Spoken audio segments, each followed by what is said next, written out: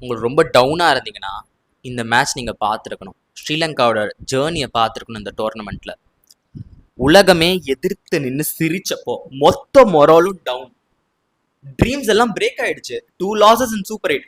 ஃபேன்ஸோட கண்ணில் மொத்த ஃப்ரஸ்ட்ரேஷன் மட்டும் இல்லாமல் pure redness and madness. Sri Lanka cricket மேலே இருந்த மரியாதை போச்சு, ப்ரைடு போச்சு, அது போச்சு, இது போச்சு. நீங்கள் எல்லாம் மண்ணவாரி தூவுனாங்க.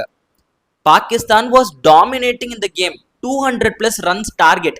திரும்பி பார்த்தா மழை மாதிரி இருக்கு. 5 விக்கெட்ஸ் டவுன். ஃபேன்ஸ் ஸ்டேடியம் விட்டு வெளியே போறாங்க. ஹோப்னு ஒரு வார்த்தையே அங்க இல்ல.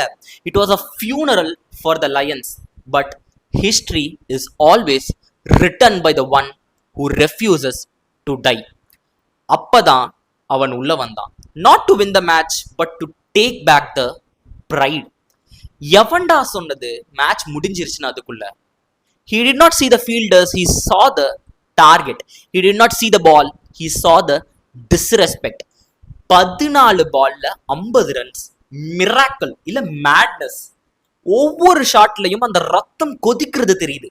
Every boundary was slap to the critics. One man ஆர்மியா பாகிஸ்தான் பவுலர்ஸோட ஃபேஸ்ல பயம், பீதி எல்லாமே தெரிஞ்சுது. He was not playing cricket, he was hunting down.